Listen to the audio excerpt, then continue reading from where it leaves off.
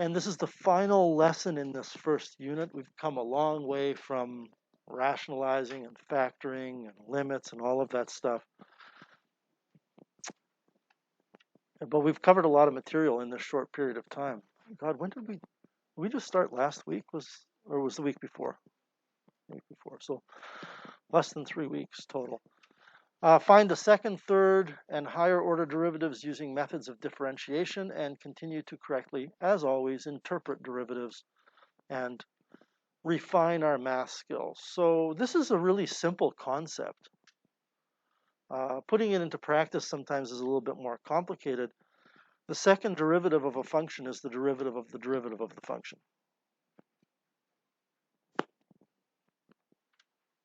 If I differentiate a function, what we've been calling the derivative is called the first derivative of the function. And if you differentiate that derivative, you get another derivative. It's the derivative of the first derivative. And the derivative of the first derivative is the second derivative of the function.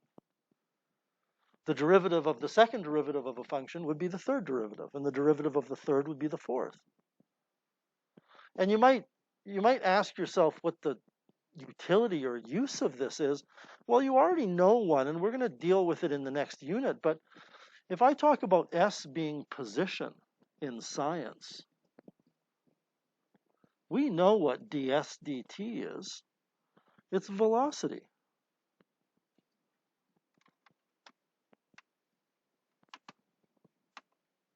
Right? The rate of change of position with respect to time is velocity.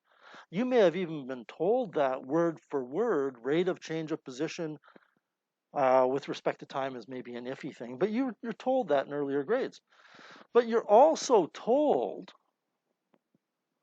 that if you find the rate of change, you wouldn't use calculus symbols in science, but you're also told that dv dt is acceleration.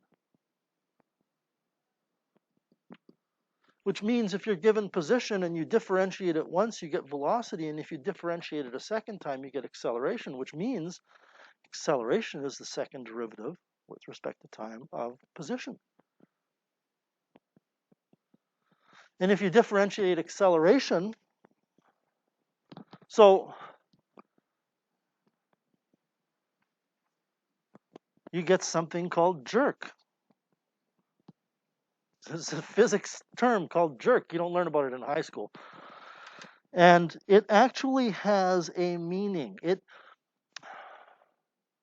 When you're accelerating, you feel something. You feel a force. But if you're experiencing a constant acceleration, that force is constant on you. You don't feel a change in the force. But if the force is growing, then the acceleration is increasing. And there's a sensation, it's hard to describe. You have to experience it yourself. When the force increases, that's slightly different than acceleration, and it feels like a jerk. And if you differentiate with respect to time jerk, I think you get snap. I'd have to look. And by the way, if you're following this, and we're going to talk a lot more about this in the next unit, but velocity is the first derivative of position. Acceleration is the second derivative of position. Jerk is the third derivative of position. Snap is the fourth derivative of position. And it goes on and on. Once you get to the fourth derivative, the meaning behind snap, it's just a word, by the way, is a mathematical meaning. It doesn't have much in the way of experience. It's not a very commonsensical thing. I always have to look these up every time. So, yeah, the fourth derivative is snap. I don't know where they get the word jounce from. I've never heard that before until a couple of years ago. The fifth derivative is crackle. Snap, crackle. What do you think the sixth derivative is? Really? Snap, crackle, pop. Rice Krispies? Or pounce. The Wikipedia article only goes to 6, but oh no, it doesn't. I think there's more. I think up here, yeah. Oh no, it just only goes to Position, velocity, acceleration, jerk, snap, crackle, pop. If you were to go backwards, which is anti-differentiating, there's the first antiderivative is something, the second antiderivative is something, the third antiderivative is something. I don't want to get into that today. But there are many applications to higher order derivatives. Getting back to the lesson, to find the second derivative, you start with the function and differentiate twice. If you differentiate again, you've found the third derivative. What does the first derivative tell you about a graph? It tells you something about the slope. The second derivative also tells you something about the graph. And I will tell you right now what it tells you, but we're not worried about learning the details of it till the next unit. Anytime you have a graph that has this general shape, the second derivative is positive. If the graph curves up, the second derivative is positive. So right here, the first derivative would be negative because the slope is negative, but the second derivative would be positive because it's that shape. The second derivative here is negative. And I always just tell people that you remember that because if you have somebody who's smiling, we would say they're a positive person. And if you have somebody who's frowning, we would say they are a negative person, generally speaking, or they're just having a bad day. Okay, so does the third derivative tell you something about the graph of a function? Not anything that's meaningful. Okay. But it has applications in science and engineering. Here are the different notations. So a function can be called y, or it can be called f of x, or y is the same thing. We can say that the first derivative is y prime. We can say the first derivative is f prime of x. We can say that the first derivative is dy dx, and these are all familiar to you. The second derivative, using the y notation, is y double prime. The third is y triple prime. And generally speaking, when you get to the fourth derivative, you do not want to use prime notation. Okay? And I would recommend not using prime notation anyway for higher order derivatives. I don't know why. I don't know who makes the rules, but the second derivative of f of x is f double prime of x. Third is f triple prime of x. And then for some inexplicable reason, when you get to the fourth derivative, we use a number. I wouldn't use any of these, and I will not be using any of these for higher order derivatives. Okay.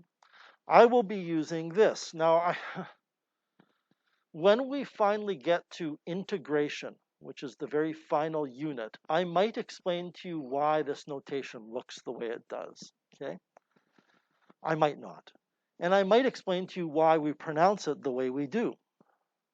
It's pronounced d2y dx squared. Okay? So the number that's with the y is read as a number, d2y dx squared. Or you could just say the second derivative of y with respect to x. The third derivative is d3y dx cubed. The fourth derivative is d4y dx to the 4. But I think all that's important is you understand what this is called. This is the fourth derivative, the third derivative, the second derivative, the first derivative. These are all derivatives of y with respect to x. So if I say, what's the second derivative? You got to differentiate, and then you're not done. You got to repeat the process. Let's take a look at some examples. Find the first four derivatives. This is a really simple example.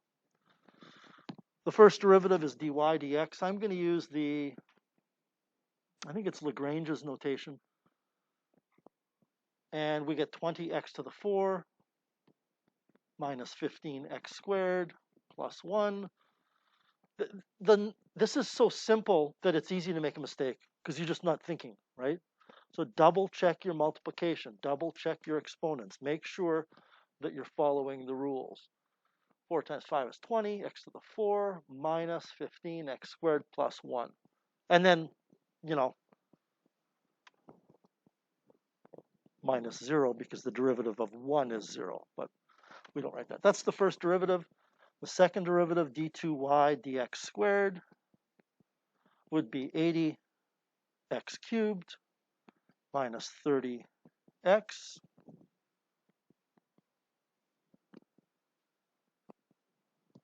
Four times 20 is 80, drop 1 from the exponent. 2 times 15 is 30, drop 1 from the exponent.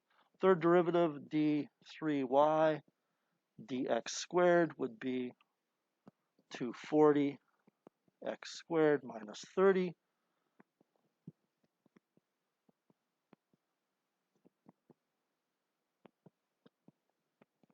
And the fourth, we were asked to do 4. The fourth derivative, d4y dx to the 4, is 480x.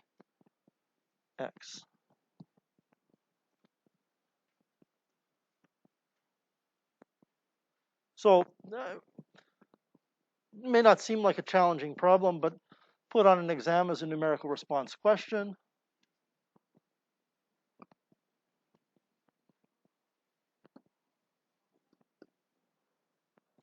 What is the value of the fourth derivative when x is 0.4? Well, then you'd go through this process. You'd take 480 times 0.4. Whatever number you get is what you get. Have a good weekend, Shiv. I don't think there's any questions with that, but I shouldn't say that. Does anybody have any questions with this? Okay, it should say second derivative. We're not going to find the third derivative here. So we want to find the second derivative of this function, y equals 2x squared minus 5 over x squared plus 2. I had to retype this notebook lesson, so can you check to see that that function matches your handout? It does. So we are going to have to use the quotient rule to find the first derivative. And that's the derivative of the top times the bottom minus the top times the derivative of the bottom over the bottom squared.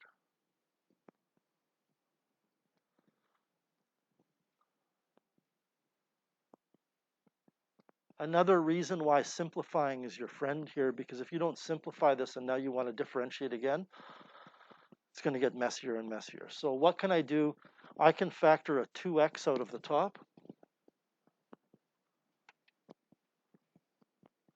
and be left with 2 times x squared plus 2 minus 2x squared minus 5.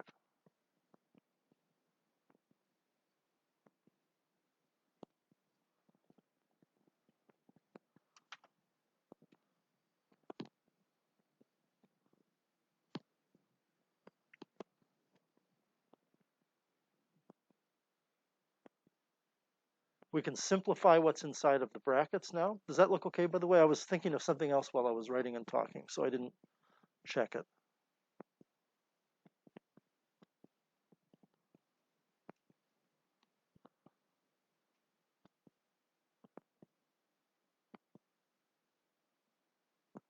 Okay. Simplifying what's inside of the brackets. I have 2x squared minus 2x squared. That's always a really nice thing. And then I have 2 times 2, which is 4, minus negative 5. So I have 4 plus 5 is 9. Oh, well, let's just write 18x. And now, seeing that it simplifies to 18x, I suppose that we multiplied everything through without factoring out the 2x, we still would have got it. But that's not a guarantee that it will always work. Now, don't forget, this is just dy dx.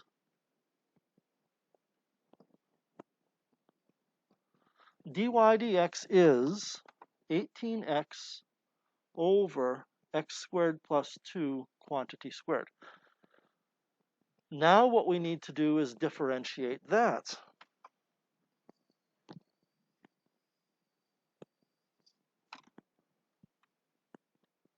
To get d2y dx squared. because the second derivative, which is what we're after, is the derivative of the first derivative. So the first derivative is at the top of your screen. It also is a quotient, so I'm going to differentiate using the quotient rule, the derivative of the top, which is 18, multiplied by the bottom, which is x squared plus 2 quantity squared, minus the top, which is 18x, times the derivative of the bottom, which is 2 times x squared plus 2 times 2x. Again, don't be a passive learner here. Actively be thinking and checking each step and asking yourself why I wrote 2 times x squared plus 2 times 2x. Just talking through this to make sure that you're following. The derivative of the top is the derivative of 18x, which is 18, multiplied by the bottom, which is x squared plus 2 quantity squared. The quotient rule then says you subtract the top, which is 18x, times the derivative of the bottom. The bottom is a power. I take that 2 and wrap it around the x squared plus 2, and I drop 1 from the exponent. Then the chain rule says I multiply by the derivative of what's inside. What's inside is x squared plus 2, the derivative of which is 2x. Over the bottom squared, which is x squared plus 2 to the 4. To square it. Again, factor. Don't automatically multiply things through, although that might be useful. Factor. So in the first term, I have an 18 and I have an x squared plus 2 squared. And in the second term, I have an 18 and I have an x squared plus 2. So I can definitely suck out the 18, factor out the 18. And I can factor out an x squared plus 2 to the 1 because that's the smallest exponent on the x squared plus 2's. What will I have left? I will have x squared plus 2. I better put a set of brackets around that. Out of the first term, I will have x squared plus 2 minus, out of the second term, I will have 2x squared. No, I will have 4x squared. I'll come back to that in a second. Out of this entire second term, the 18 is gone. The x squared plus 2 is gone. The only things we have left are the x that's by the 18, the x that's at the end, which is x squared, and then I have 2 2's, which is 4x squared. And then, as is par for the course, you always simplify the leftovers. What you have left after you factor, bring it all together.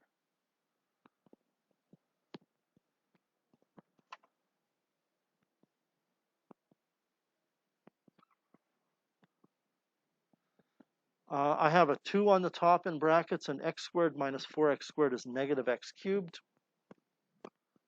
I hope it's not lost on you that I have an x squared plus 2 to the 1 on the top, and I have an x squared plus 2 to the 4 on the bottom. So that's like having, p to the 1 over p to the 4 is 1 over p to the 3. And that's our answer.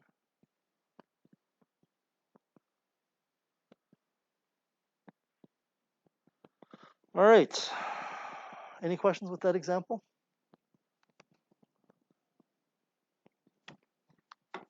Okay, buckle in. This is a beast of a question.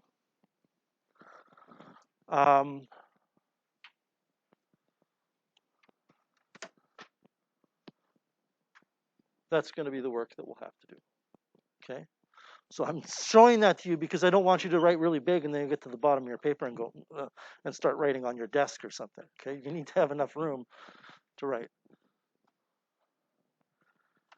Okay, so we want to find the second derivative of this expression. We want to find dy dx, but we're going to have to use implicit differentiation because of all of the y's and the xy's and the y squareds. So we'll just differentiate once and see what happens. You know what? I'm going to rewrite this. It's 3x squared minus, well, let's discuss this. How are we going to handle differentiating 4xy? You're going to have to use the product rule.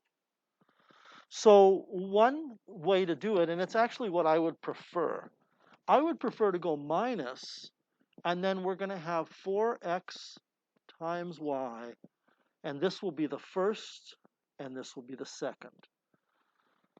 What some people will do is they will say plus, and they will put the first as negative 4xy and the second as y. I don't like that. I don't know why. It just seems off to me. Plus 4y squared equals 1. So this is kind of our starting point. The derivative with respect to x of 3x squared is 6x minus, we want to find the derivative of 4xy. The derivative of 4x is 4 times y plus the first, which is 4x, times the derivative of y. So let that sink in.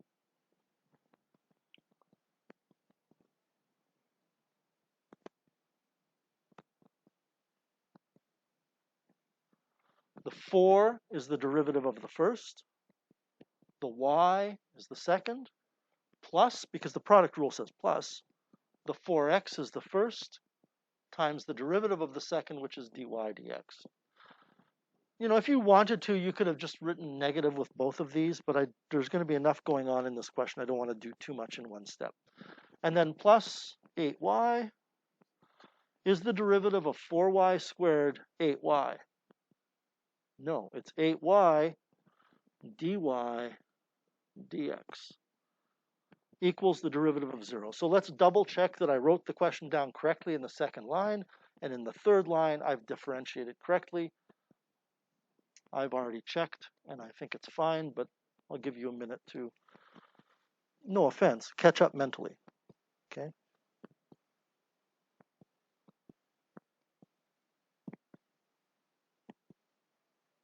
All right, so we're going to have to move all of the dy dx terms to one side. I would, again, be very reluctant in trying to do too much at once. I know that many of you, I mean, it's like talking and chewing and thinking at the same time. It's even as I'm writing this, I have to stop and think.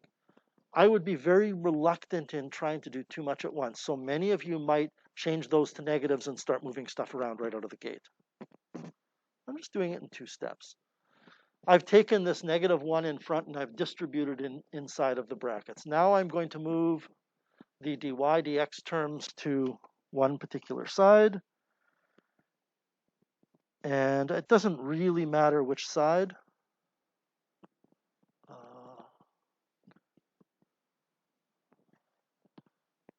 Actually, what else can we do here before I start moving stuff? Dan? Yeah.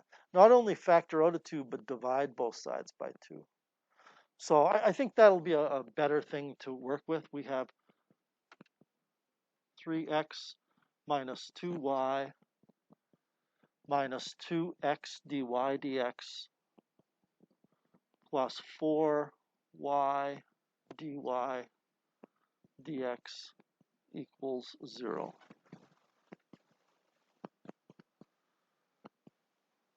I'm just trying to think which way we should go here, if it's going to make a difference.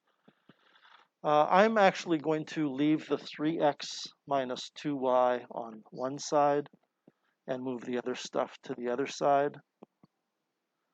I don't think, well, I know it's not going to make a difference, but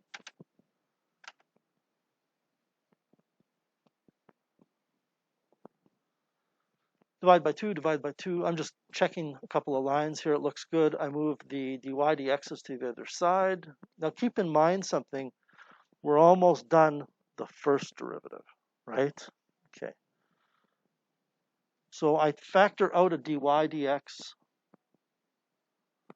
and have 2x minus 4y equals to 3x minus 2y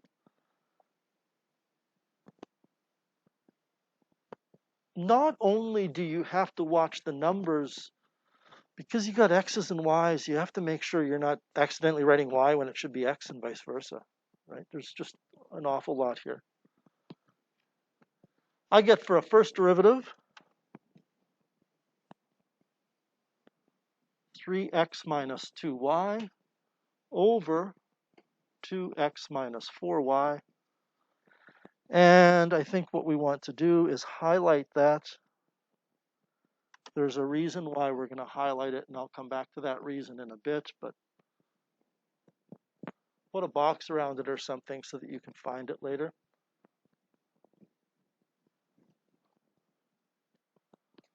And now we're going to differentiate that. Yep. Yes. If we were done, I would say factoring a 2 out gives you a remaining factor that's easier to understand the meaning of. But given that we still have to differentiate, and one of our steps is going to be to differentiate the denominator, differentiating this, although is no different than differentiating 2x minus 4y, requires a little bit more thought. It's kind of like that question with the lemniscate, where I took out the 25. Was it 25? Where it was the 25 was actually out, and I multiplied it in for the differentiation part. To me, differentiating this is a little more confusing than differentiating this.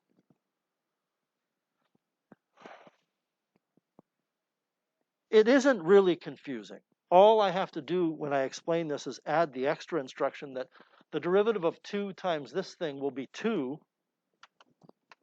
times the derivative of that thing. I'm using a constant rule. If you want to keep it out, you can. I have a feeling we're going to end up multiplying it back in at some point later. Any other questions before we go on here? All right, here we go. And I'll warn you right now, this is going to get really ugly, and then it's going to get really nice, okay? d2y dx squared is the derivative of the top times the bottom. And right here, Aiden, it's